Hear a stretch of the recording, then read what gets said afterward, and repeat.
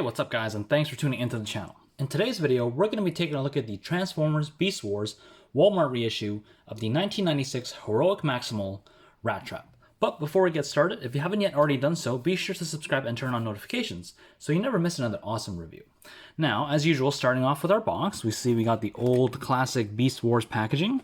We got the beast mode as well as the transformation. We got Rat turns into robot spy. Here we see Rattrap in the packaging as well as the red lizard eye in the back. We got quick attack action, an old cartoon drawing of Rattrap, Beast Wars Transformers, Rattrap in the top right corner. Got the old Kenner logo down here. Now on the back, we see the instructions are actually here, very, very simple. Here we see the tech spec card for this guy. We see he's got a strength of 6, intelligence of 7, a speed of 8, as well as a firepower of 6. See secret weapon locations inside Rat's hind legs. And Rattrap functions spy, scouring city streets for Predacon enemies. Rattrap maintains his strength by feeding on grunge and grime and any wretched refuse he may encounter along the way. Yeah, Kenner again, and here we see actually 2021 Hasbro, which does indicate that this is the reissue and not the original toy. So, for this guy, I did actually manage to get 2, and this is the one that I'll be keeping sealed, so I'll put that to the side, and I'll bring in the one that I opened up. So, here is the OG Rattrap, plus a few extra paint apps, I'm guessing, for his newly released reissue. Got the little black eyes, the white teeth painted here. Very, very old school looking. Here we do see that his robot mode is completely just folded up underneath. We got white peach colored feet almost. They are painted, which is nice, but we do see a little chip right there.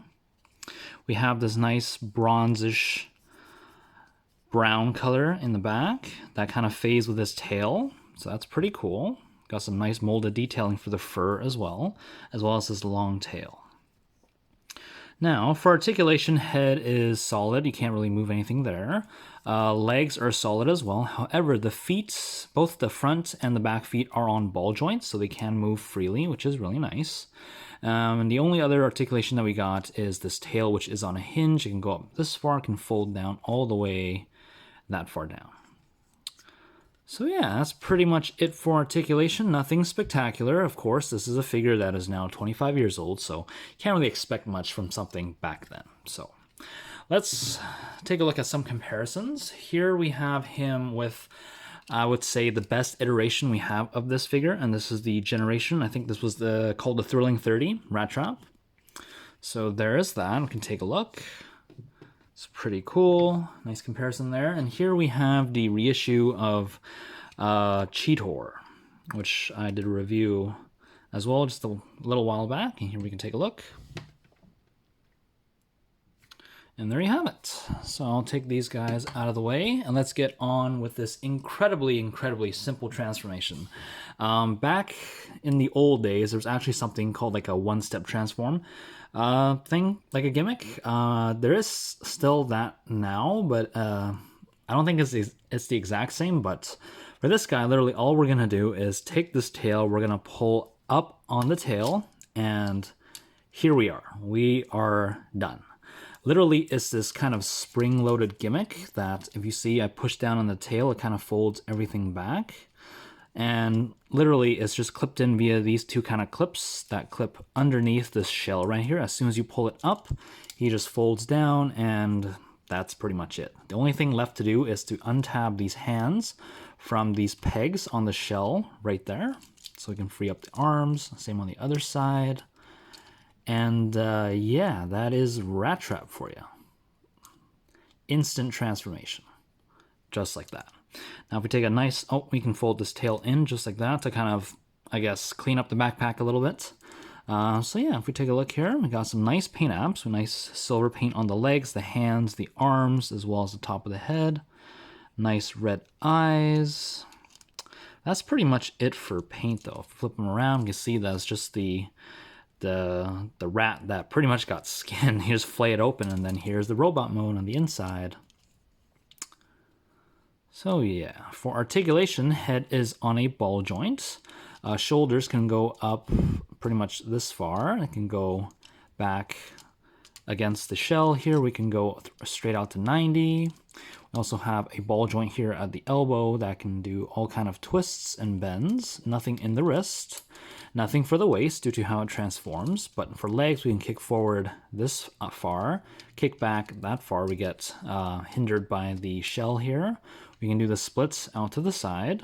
And we also have a ball joint for the knee that does allow swivel rotation as well as bend in all directions. So pretty simple articulation, but again, this is from the 90s, and this was 25 years ago, so this was pretty good for something back then. Now, for accessories, the accessories do come stored in his body, but I actually took it out.